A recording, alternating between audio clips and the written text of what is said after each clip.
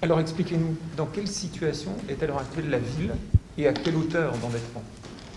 La ville est dans une situation relativement contrainte.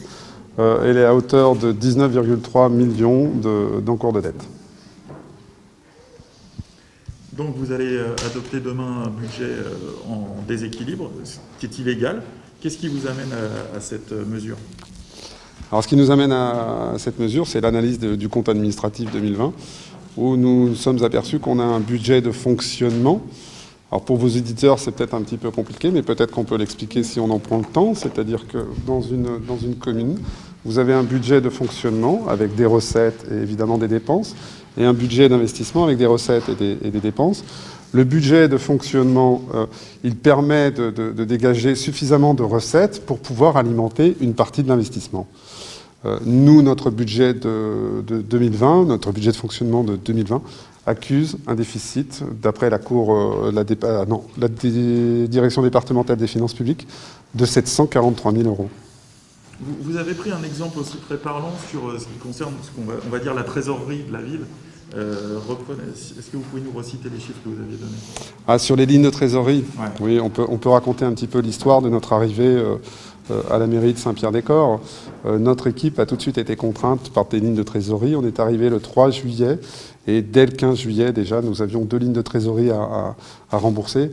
Alors pourquoi sont-elles là, ces lignes de trésorerie? C'est peut-être important de l'expliquer, tout simplement parce que quand vous avez un fonds de roulement insuffisant, comme à la mairie de Saint-Pierre-des-Corps, ce fonds de roulement ne vous permet pas de payer vos factures avant d'avoir encaissé vos recettes.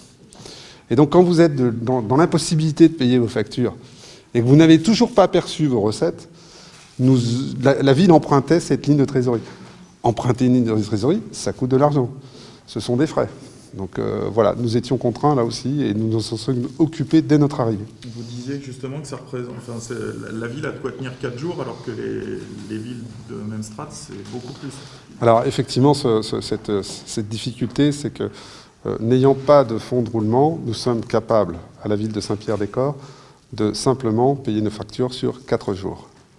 Alors que pour la moyenne des autres communes de la strate, c'est 4 mois. C'est un sacré chiffre quand même.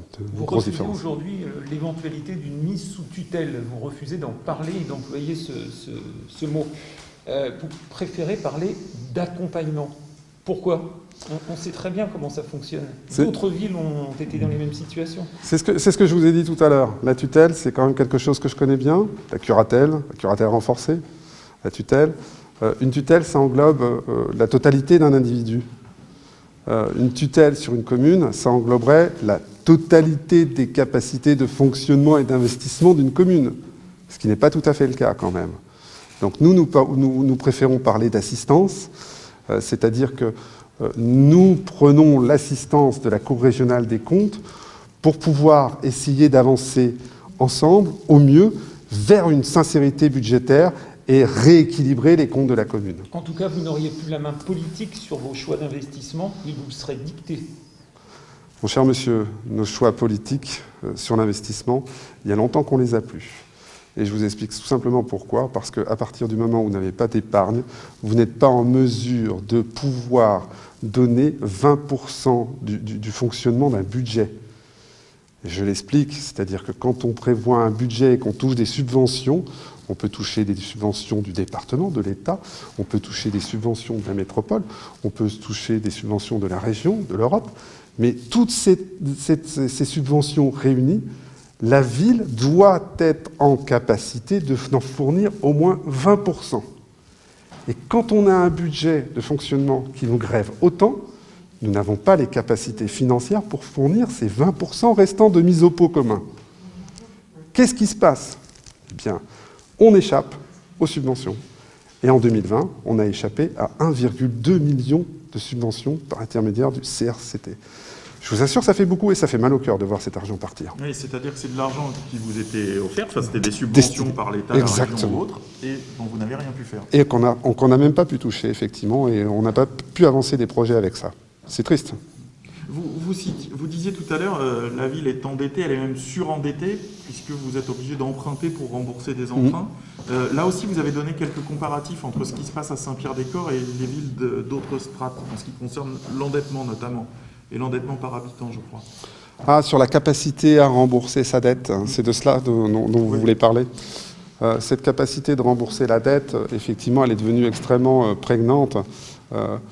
En fait, quand vous dégagez dans un budget de fonctionnement un bénéfice, on revient toujours à la même chose au budget de fonctionnement, il faut bien le comprendre. Quand vous ne dégagez pas suffisamment de bénéfices pour pouvoir rembourser le capital de votre emprunt, pas forcément les intérêts, parce que les intérêts sont déjà inclus dans un bilan de charges financières. Quand vous ne pouvez pas rembourser le capital de vos emprunts, vous êtes en difficulté financière, évidemment. Mais si votre capacité à rembourser, plus elle est faible, plus vous allez augmenter votre possibilité de rembourser à long terme votre emprunt. En gros, pour faire clair, moins on a de sous pour rembourser son emprunt, plus le remboursement de l'emprunt sera long et difficile, si on se base toujours sur la même capacité de remboursement. Et donc nous sommes passés de 6,6 années de remboursement à un peu plus de 15 ans. En combien de temps ça ? En 2 ans. C'est pour vous dire que ça s'est bien dégradé. Et le Covid y a été aussi pour quelque chose. Oui, vous avez quand même, vous avez dit tout à l'heure quand même qu'il ne s'agissait pas uniquement de taper sur l'équipe d'avant. Non. Saint-Pierre est quand même une ville qui cumule des difficultés exceptionnelles. Saint-Pierre cumule beaucoup de difficultés déjà dans l'analyse fine de la population dont on peut faire. Il faut bien comprendre que cette ville, c'est quand même un tiers des habitants qui habitent un quartier prioritaire. C'est énorme. C'est une concentration de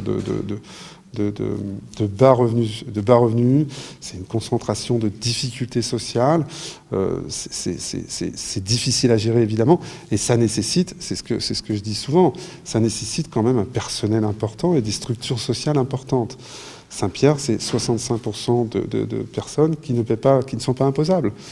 Saint-Pierre, c'est 25% de pauvreté. Saint-Pierre, c'est 43% de logements sociaux. Ce n'est plus acceptable. Il y a des choses qui doivent changer. On doit s'ouvrir, on doit devenir équilibré. Il faut qu'on s'équilibre dans cette ville. Donc, effectivement, c'est des difficultés qu'on voit de manière récurrente. Et ça explique aussi que vous ne pouvez pas miser sur une hausse d'impôts pour résoudre tout ça. Alors, la hausse d'impôt pour le particulier, en tous les cas, non, ce n'est plus possible puisque la taxe d'habitation n'existe plus. Par contre, on a parlé de la CFE, qui est l'ancienne taxe foncière, et la municipalité précédente avait pris pour des raisons sociales de ne pas augmenter les taxes sur les propriétés bâties, non bâties, qui sont relativement faibles, mais qui ne sont pas très importantes finalement, qui ne vont pas compter beaucoup dans la fiscalité de la commune. Mais sur la CFE, on a déjà, ils avaient préféré d'augmenter les taux, donc on est déjà à des taux relativement élevés. Donc là-dessus, sur les impôts, on est relativement contraint. Ça va être plutôt compliqué de vouloir envisager une hausse des impôts. Ok. Merci beaucoup.